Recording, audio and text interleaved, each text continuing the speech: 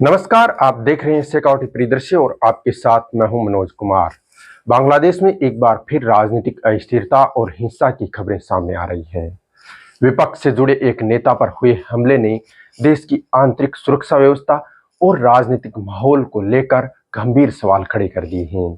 Media reports के मुताबिक national citizens party यानी एनसीपी से जुड़े नेता मोहम्मद मोतालेब सिकदर पर सोमवार दोपहर जानलेवा हमला किया गया। बताया जा रहा है कि यह घटना उनके निजी आवास पर हुई, जहां अज्ञात हमलावरों ने उन पर सीधे गोली चलाने की कोशिश की। प्रारंभिक रिपोर्ट्स के मुताबिक हमलावरों ने उनके सिर को निशाना बनाया। हालांकि गोली कान के पास से होकर निकल गई, जिससे यह जानलेवा हमला घातक साबित नहीं हो सका। घटना के तुरंत बाद इलाके में अफरा तफरी का माहौल बन गया और स्थानीय लोगों ने तत्काल राहत कार्य शुरू किया। स्थानीय नागरिकों की मदद से मोहम्मद मोतालेब सिकदर को तुरंत खुलाना मेडिकल कॉलेज अस्पताल ले जाया गया। फिलहाल उनकी हालत स्थिर बताई जा रही है और वे खतरे से बाहर हैं। डॉक्टरों ने स्पष्ट किया है कि गोली दिमाग तक नहीं पहुंची, जिससे उनकी जान बच सकी। बांग्लादेश के कई हिस्सों में राजनीतिक हलचलें भी तेज हो गई है। कुछ संगठनों द्वारा विरोध प्रदर्शन और नारेबाजी की खबरें भी सामने आ रही हैं। हालांकि सुरक्षा एजेंसियां स्थिति पर कड़ी नजर बनाए हुए हैं। प्रशासन ने कानून व्यवस्था बनाए रखने के लिए अतिरिक्त पुलिस बल की तैनाती भी की है।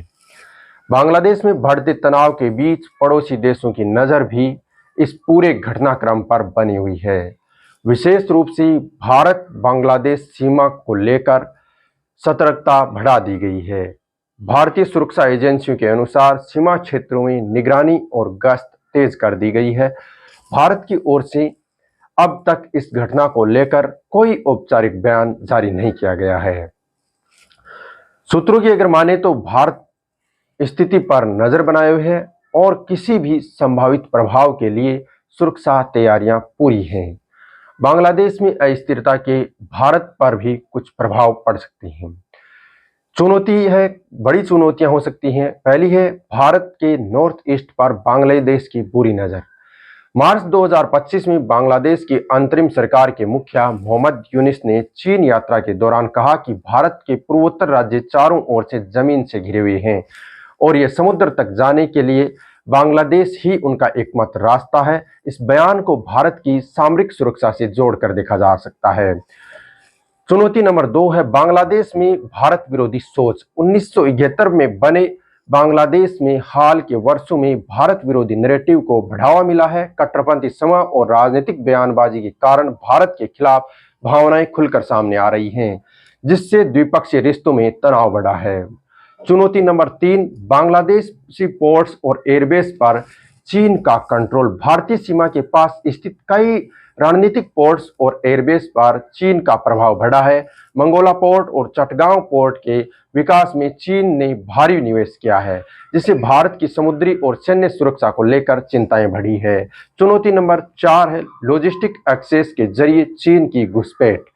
चीन बांग्लादेश की मदद में लॉजिस्टिक और इंफ्रास्ट्रक्चर नेटवर्क तैयार कर रहा है। इससे भारत के नॉर्थ ईस्ट तक पहुंचना आसान हो सकता है और किसी संकट की स्थिति में यह भारत के लिए रणनीतिक चुनौती बन सकता है।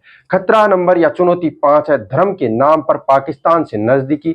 बांग्लादेश से सत्ता परिवर्तन के बाद पाकिस्तान के साथ रिश्ते नरमी आ रही है। 1971 के इतिहास के बावजूद दोनों देशों के बीच रक्षा और कूटनीतिक संपर्क बढ़ने के संकेत मिले हैं, जो भारत के लिए नई चुनौती बन सकते हैं।